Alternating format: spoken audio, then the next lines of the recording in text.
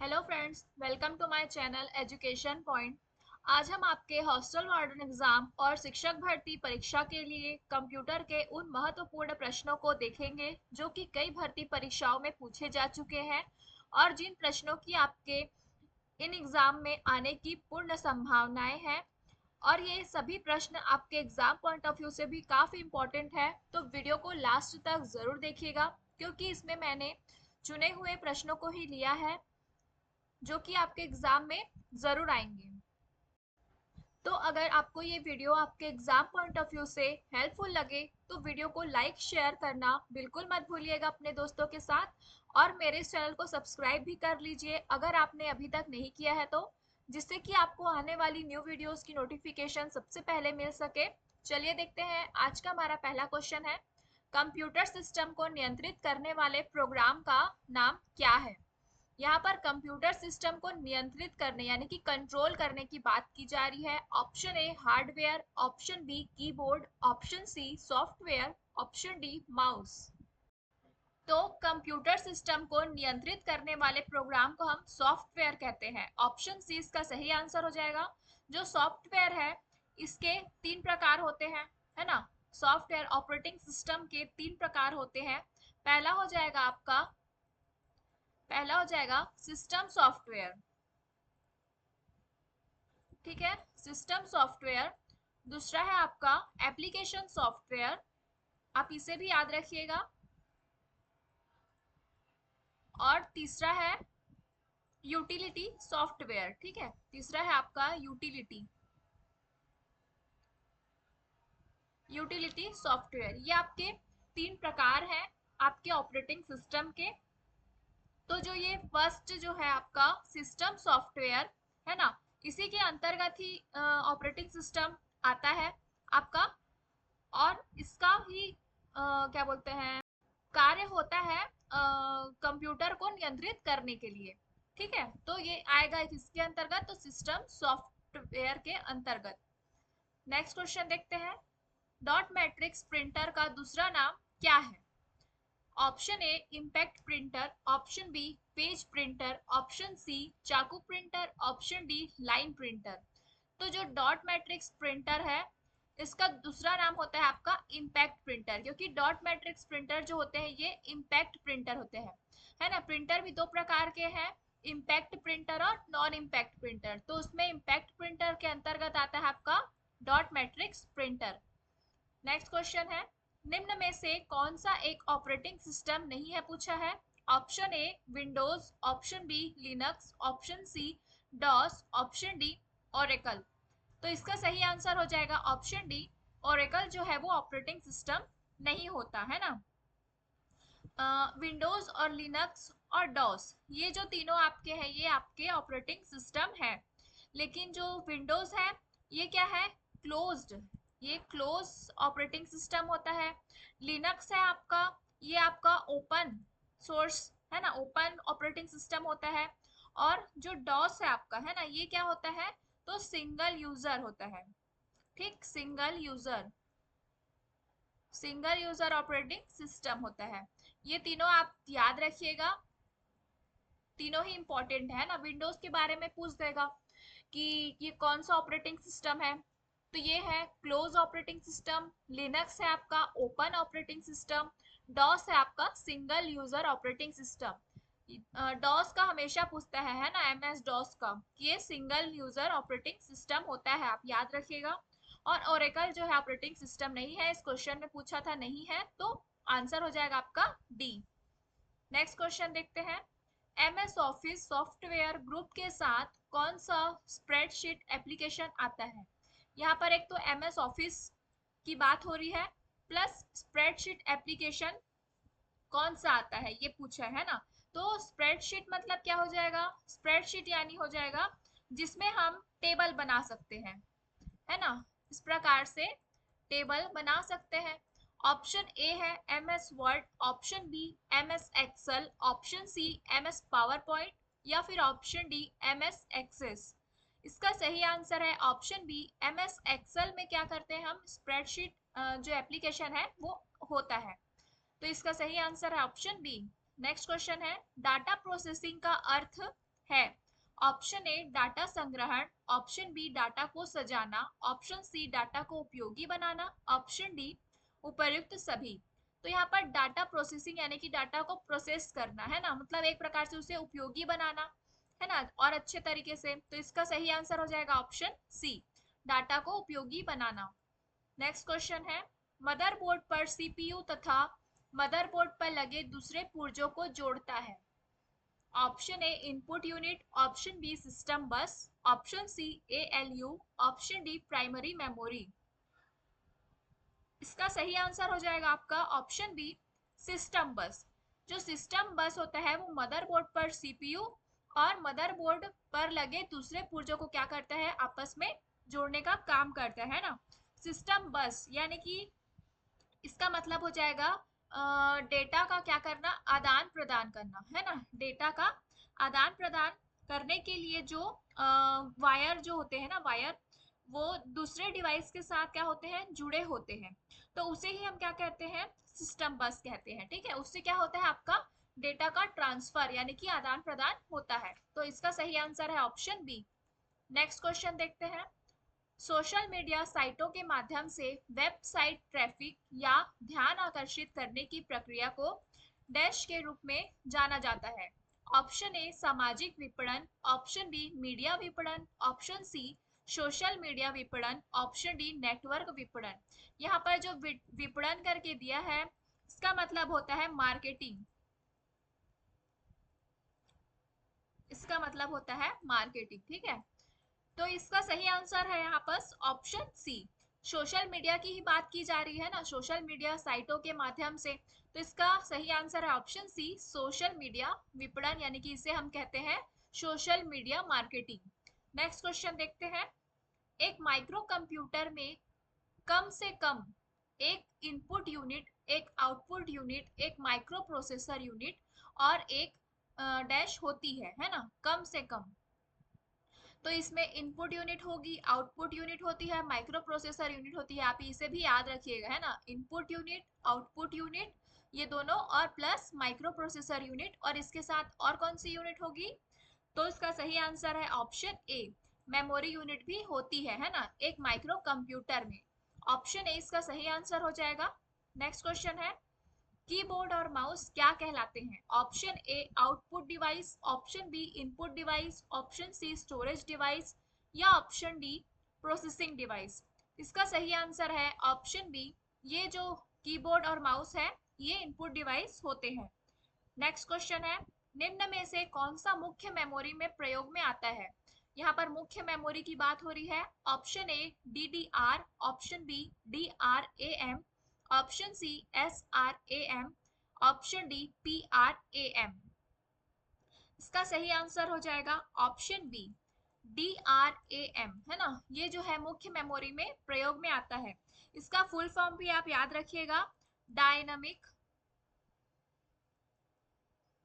Random access memory. ठीक है, ये इसका फुल फॉर्म है। नेक्स्ट क्वेश्चन देख लेते हैं, एमएस ऑफिस सॉफ्टवेयर ग्रुप के साथ कौन सा स्प्रेडशीट एप्लीकेशन आता है? Option A MS Word, option B MS Excel, option C MS PowerPoint, option D MS Access. तो इसका सही आंसर है ऑप्शन बी, ये जो होता है वो स्प्रेडशीट एप्लीकेशन वो एमएस एक्सेल के साथ होता है। नेक्स्ट क्वेश्चन है, निम्न में से कौन सा एक बसों के प्रकारों में से एक नहीं है पूछा है? Option A control bus, option B data bus, option C address bus, option D utility bus. तो कंट्रोल बस होता है, डेटा बस होता है और एड्रेस बस भी होता है, लेकिन यूटिलिटी बस ये नहीं होता, तो यहाँ पर नहीं पूछा है। जिसका सही आंसर हो जाएगा ऑप्शन डी। नेक्स्ट क्वेश्चन देखते हैं, खालिस्तान में वे सभी प्रोग्राम और एप्लीकेशन होते हैं, है ना, किसमें प्रोग्राम और एप्लीकेशन होते हैं जो एक कंप्यूटर या अन्य डिवाइस को चलाने में सक्षम होते हैं? Option A operating system, option B computer hardware, option C computer software, option D data science. इसका सही आंसर है आपका ऑप्शन ए ऑपरेटिंग सिस्टम। ठीक है, इसका सही आंसर होगा ऑपरेटिंग सिस्टम में वे सभी प्रोग्राम भी होते हैं और एप्लीकेशंस भी होते हैं, है ना। ऑपरेटिंग सिस्टम में जो एक कंप्यूटर या अन्य डिवाइस को चलाने में क्या होते हैं, सक्षम होते हैं। नेक्स्ट क्वेश्चन है डीबीएमएस का फुल फॉर्म पूछा है। Option A database mechanism software, option B data basic mechanism software, option C data basic merger software, option D database management system. तो यहाँ पर डीबीएमएस का फुल फॉर्म हो जाएगा आपका डाटाबेस मैनेजमेंट सिस्टम, ठीक है, डीबीएमएस। नेक्स्ट क्वेश्चन देखते हैं। कंप्यूटर स्क्रीन पर ब्लिंक, है ना, कंप्यूटर स्क्रीन पर ब्लिंक करने वाले प्रतीक को क्या कहते हैं। Option A mouse, option B hard drive, option C pointer, option D cursor. तो ये जो दिख रहा होगा आपको, मैं से जो इधर से उधर कर रही हूँ, है ना, ये क्या है, यही है आपका कर्सर। इसी ये क्या कहलाता है, कर्सर, है ना।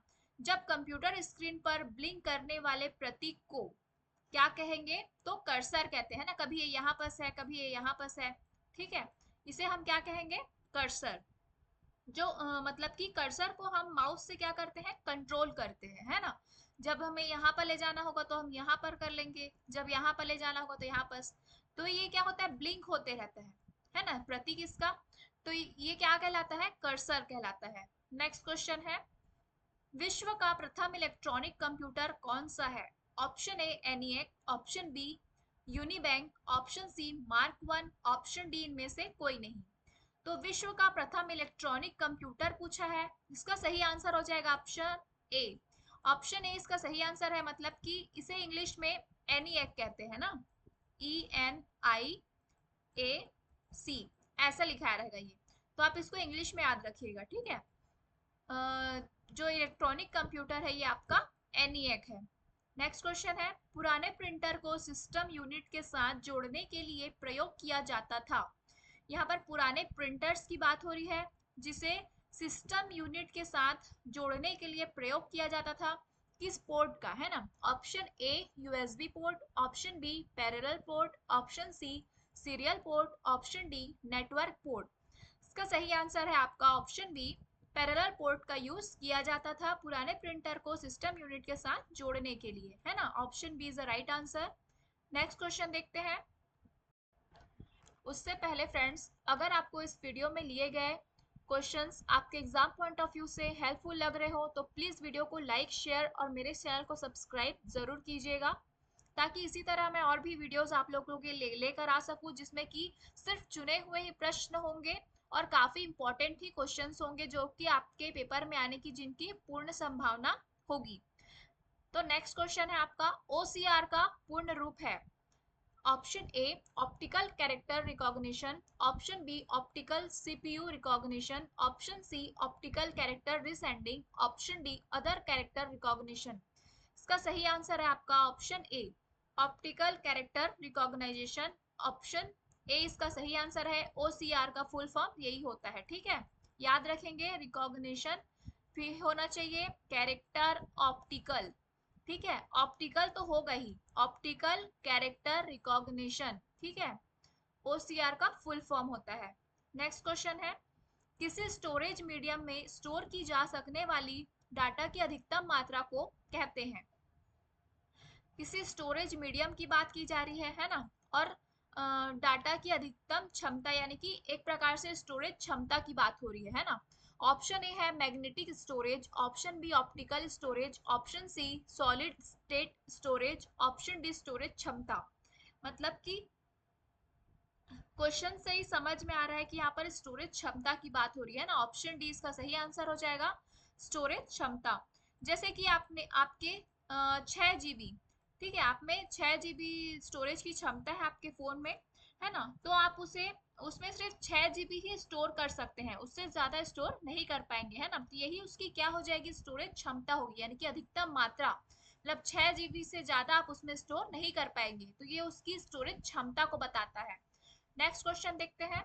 विंडोज में फाइल को खोलने, है ना, फाइल को खोलने और बंद करने के लिए MS पेंट निम्न में से किस फाइल फॉर्मेट का उपयोग करता है। Option A .jpeg, option B .ppt, option C .doc, option D .xls। तो यहाँ पर विंडोज में फाइल को खोलने और बंद करने के लिए एमएस पेंट निम्न में से किस फाइल फॉर्मेट का उपयोग करता है? तो इसका सही आंसर होगा ऑप्शन ए जेपीईजी। ठीक है, जो जेपीईजी होता है ये आपका हो जाएगा एमएस पेंट, यानी कि माइक्रोसॉफ्ट पेंट है ना, पेंट हो जाएगा, क्योंकि यहाँ पर एमएस पेंट की बात की गई है ना, कौन सा फॉर्मेट है, फाइल फॉर्मेट, ये सभी फाइल फॉर्मेट है। तो ऑप्शन ए इसका सही आंसर हो जाएगा। बाकी आप तीनों को भी याद रखिएगा। ये जो पीपीटी है ये किस लिए है, ये किसका फाइल फॉर्मेट है, तो ये पावर पॉइंट का। ठीक है, ये हो जाएगा आपका पावर पॉइंट। और ये डॉट डॉक डीओसी जो है ये हो जाएगा आपका एमएस वर्ड के लिए। आप इन चारों को याद रखिएगा, ठीक है, किसी का भी पूछ सकता है। और डॉट एक्सएलएस ये होता है आपका एमएस एक्सेल के लिए। ठीक है, ये हो जाएगा आपका एमएस एक्सेल के लिए। नेक्स्ट क्वेश्चन देखते हैं। टेलीफोन सिस्टम पर आधारित संचार के साथ एक बड़ा भौगोलिक क्षेत्र है। Option A local area network, option B wide area network, option C modulator demodulator, option D इनमें से कोई नहीं। इसका सही आंसर है option B wide area network. इसे हम WAN वैन भी कहते हैं, वाइड एरिया नेटवर्क, जो कि टेलीफोन सिस्टम पर आधारित संचार के साथ एक बड़ा भौगोलिक क्षेत्र भी होता है। नाम से ही पता चल रहा है ना, wide area network. Next question देखते हैं। निम्न में से कौन सा इनपुट डिवाइस नहीं है पूछा है? Option A scanner, option B mouse, option C printer, option D keyboard. तो आपका स्कैनर, माउस और कीबोर्ड ये जो तीनों है ये आपके इनपुट डिवाइस है, लेकिन यहाँ पर नहीं है पूछा है, तो वो हो जाएगा आपका प्रिंटर। ऑप्शन सी इसका सही आंसर है, क्योंकि ये एक आउटपुट डिवाइस होता है। नेक्स्ट क्वेश्चन देखते हैं। उससे पहले फ्रेंड्स, इस वीडियो में मैंने कुल 30 प्रश्न दिए हैं। आपने कितने सही किए मुझे कमेंट बॉक्स में जरूर बताइएगा कि आपके कितने क्वेश्चन सही हुए टोटल 30 में से। ठीक है, चलिए देखते हैं नेक्स्ट क्वेश्चन। निम्न में से वर्ड की कौन सी विशेषता बड़ी संख्या में ईमेल बनाने और भेजने में मदद करती है? Option A macro, option B mail merge, option C share, option D उपरोक्त सभी। तो इसका सही आंसर हो जाएगा ऑप्शन डी, ये जो सभी है ये मदद करती है ईमेल भेजने में और ईमेल बनाने में। ठीक है, नेक्स्ट क्वेश्चन देखते हैं। एमएस पावर पॉइंट में हैंडआउट मास्टर द्वारा क्या परिभाषित किया जाता है? Option A slide formatting, option B slide transition, option C layout of handout, option D layout of slide. तो यहाँ पर एमएस पावर पॉइंट में हैंड आउट मास्टर द्वारा क्या परिभाषित किया जाएगा? तो लेआउट ऑफ हैंड आउट ही परिभाषित किया जाएगा। ऑप्शन सी इसका सही आंसर है। नेक्स्ट क्वेश्चन देखते हैं। जीमेल अकाउंट में डिलीट किया गया मेल किस फोल्डर में जाता है? Option A trash, option B spam, option C draft, option C receipt. तो आजकल तो आप सभी का मतलब जीमेल अकाउंट है ना, सभी को पता ही होगा। डिलीट किया गया जो फाइल होता है वो किस फोल्डर में जाएगा? तो ट्रैश में जाता है ना, जब हम उसे डिलीट करते हैं। और ड्राफ्ट में कौन सा फाइल रहेगा? तो जिसे आपने सेंड नहीं किया है, सिर्फ आपने मैसेज लिख के उसे छोड़ दिया है ना, तो वो ड्राफ्ट में चला जाता है, ड्राफ्ट फोल्डर में। तो इसका सही आंसर है option A trace. Next question देखते हैं। एमएस वर्ड को शुरू करने के लिए कौन सी फाइल उत्तरदायी होती है? Option A winword dot exe, option B win wordwin dot exe, यहाँ पर वर्ड होगा ना, WRD, wordwin dot exe, option C है word dot exe, option D win dot exe। तो इसका सही आंसर है आपका ऑप्शन ए एमएस वर्ड को शुरू करने के लिए कौन सी फाइल उत्तरदायी होती है? तो winword.exe, याद रखेंगे winword.exe। नेक्स्ट क्वेश्चन है। एक फाइल का नाम बदलने के लिए किस कुंजी, यानी कि आपका की है ना, किस कुंजी का उपयोग किया जाता है?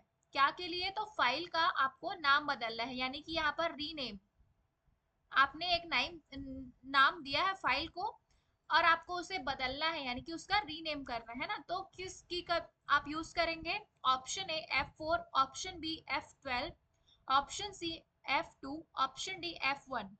इसका सही आंसर हो जाएगा आपका ऑप्शन सी F2। ठीक है, रीनेम के लिए आप यूज करेंगे F2 की का। और बाकी की के भी बारे में आप जान लीजिए। F1 जो है आपके हेल्प के लिए यूज होता है। F12 जो है, F12 ना, F12 जो है वो आपका हो जाएगा फाइल को सेव अस करने के लिए, सेव अस करने के लिए है। और जो बचा आपका F4, ये यूज होता है विंडो को क्लोज करने के लिए। आपने विंडो ओपन की है ना, तो उसे क्लोज करने के लिए। ठीक है, विंडो क्लोज करने के लिए यूज करते हैं हम F4 की का। नेक्स्ट क्वेश्चन देख लेते हैं। एक वर्कशीट की मूल इकाई जिसमें आप एक्सेल में डाटा दर्ज करते हैं वो क्या कहलाती है? यहाँ पर वर्कशीट की मूल इकाई के बारे में पूछा है ना, वर्कशीट की। और आप किस में यूज कर रहे हैं? तो एक्सेल में डाटा दर्ज करते हैं। तो एक्सेल में क्या होगा? ऑप्शन ए है table, option B box, option C cell, option D column. तो इसका सही आंसर हो जाएगा आपका ऑप्शन सी, है ना, सेल। सेल में आप क्या करेंगे? मतलब एक्सेल में डाटा दर्ज करते हैं वो कहलाती है आपका सेल। नेक्स्ट क्वेश्चन है, निम्न में से कौन सा सॉफ्टवेयर एक free open source operating system software है? Option A Xenix, option B Windows 7, option C Unix, option D Ubuntu. तो यहाँ पर ओपन सोर्स, और ओपन सोर्स जो सॉफ्टवेयर होता है, याद रखेंगे ये कैसा होता है? तो फ्री होता है ना, फ्री ऑफ कॉस्ट होता है। तो इसका सही आंसर होगा यहाँ पर उबंटू। उबंटू जो है वो free open source operating system software है। नेक्स्ट क्वेश्चन देखते हैं, ये इस वीडियो का लास्ट क्वेश्चन है। HTTP का पूर्ण रूप क्या है? Option A hypertext transfer protocol, option B hyper time transfer protocol, option C higher text transfer protocol, और option D hypertext transmitting protocol. तो HTTP का फुल फॉर्म होता है आपका hypertext transfer protocol, hypertext transfer protocol HTTP का full form होता है, याद रखेंगे आप। तो ये थे आज के कुल 30 प्रश्न। वीडियो आपको पसंद आई हो तो please like share and subscribe to my channel and press the bell icon, जिससे कि आपको आने वाली न्यू वीडियोस की नोटिफिकेशन सबसे पहले मिल सके। Thank you for watching. बने रहिएगा मेरे इस चैनल में, क्योंकि और भी कई सारी वीडियोस आप लोगों के लिए आने वाली है जो कि आपके एग्जाम पॉइंट ऑफ व्यू से काफी इंपॉर्टेंट है। Thank you for watching.